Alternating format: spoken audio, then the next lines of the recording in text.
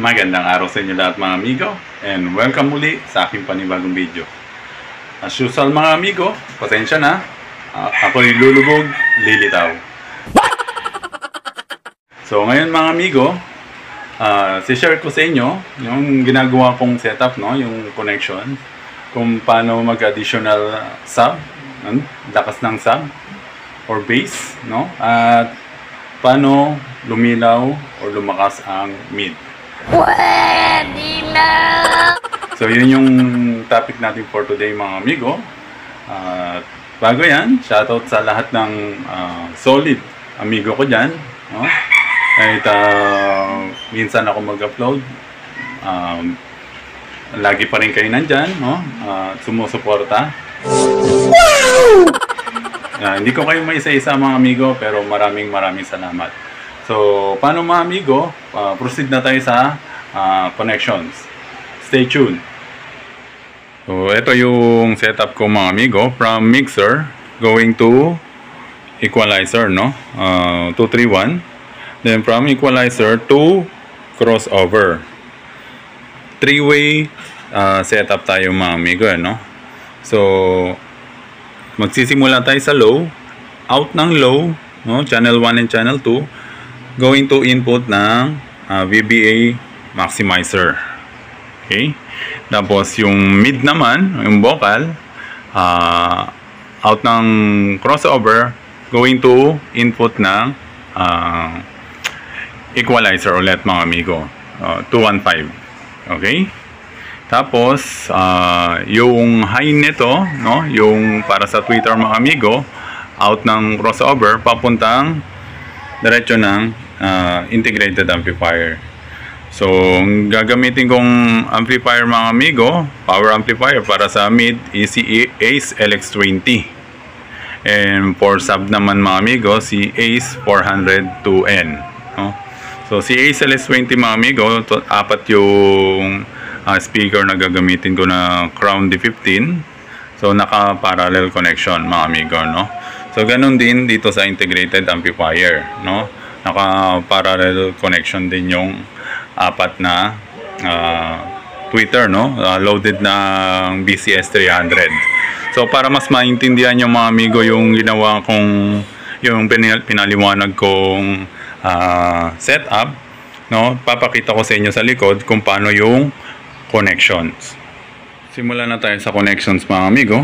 So, from mixer, main outputs, left and right channel, no? XLR ang gamit natin mga amigo, papuntang equalizer, no? 231, no? 31 bands na equalizer, channel 1 in and channel 2. Saan natin yung flashlight? Yan, channel 1 and channel 2. Laging tandaan mga amigo, ang channel 1 left channel, ang channel 2 is right channel. Then output naman ng equalizer mga amigo, channel 1 and channel 2, papuntang crossover. Input channel 1 and channel 2. Ngayon, i-connect naman natin mga amigo, unahin natin ang sub. So, ito yung connection ng sub mga amigo, no? Para makadagdag ng lakas ng bass. So, channel 1 low and channel 2, no? Low. Out, papuntang BBE maximizer. Channel A and channel B. Okay? Then, out naman ng maximizer, no? Left channel or channel A, no? Papuntang input A.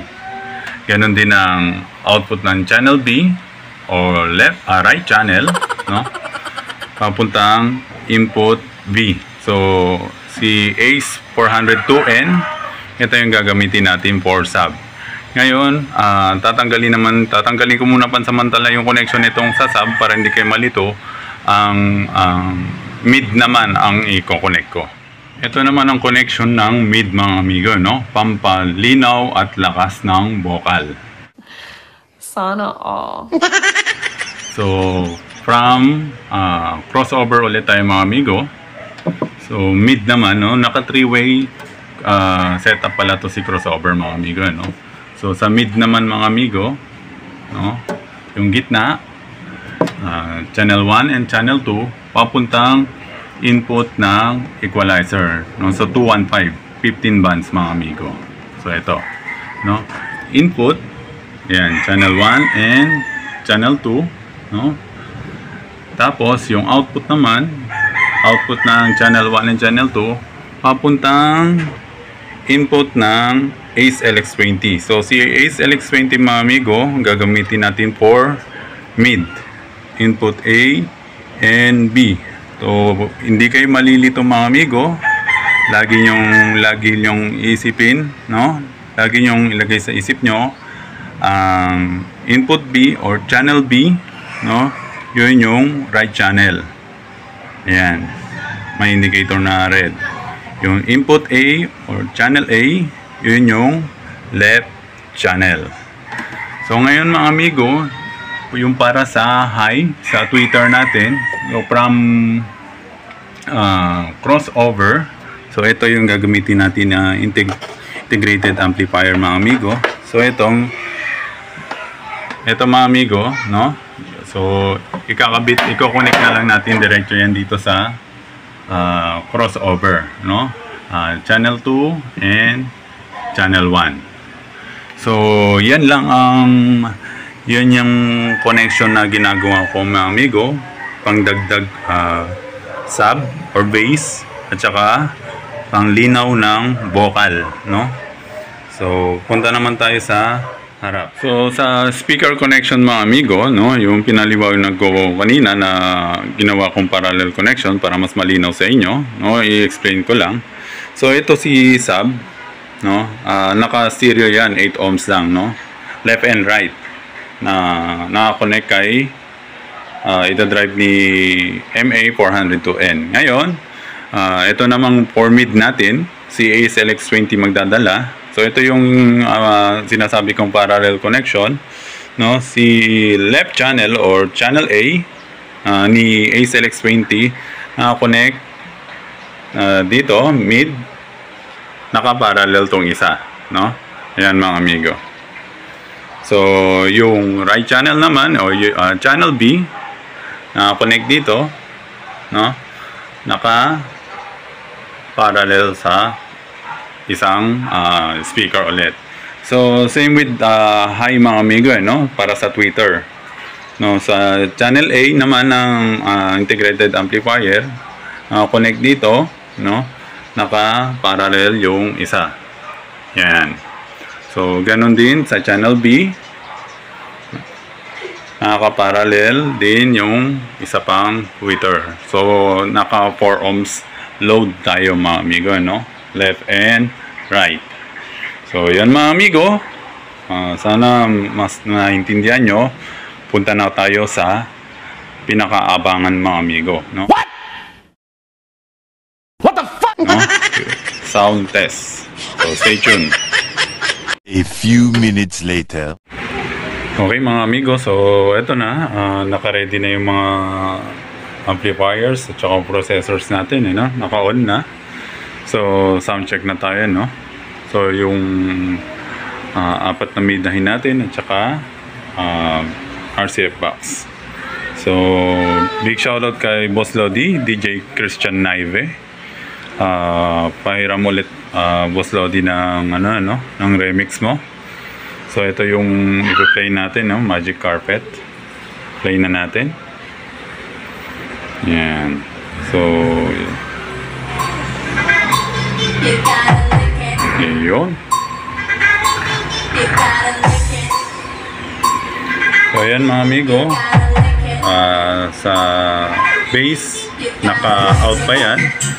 So dito sa BB Maximizer mga amigo, yung process naka-off yan, no? Ang gagamitin lang natin dito yung low contour, yung pang sub. Yeah. Naka 12 o'clock yung volume, 12 o'clock, no? Yan. Ngayon unahin natin yung sub. Ito yung pang diinan na pang bass natin mga amigo, no? Yan. Yan, naka-on na yan mga amigo. Yan, dumiin lalo yung base, no? Yun. Dito yung nakaharap mga amigo. Bilaan. So, ngayon, balik natin. Yung sa mid naman natin mga amigo. So, ito yon. No, dito tayo mag-a-adjust kung gusto natin palabasin lalo yung vocal. Ayan. Ayan. Nakaharap to palabas mga amigo. Pakinggan nyo yung output. Kahit hindi natin ganong kalakasan mga amigo, maririnig nyo yung quality ng boses. Yung tunog.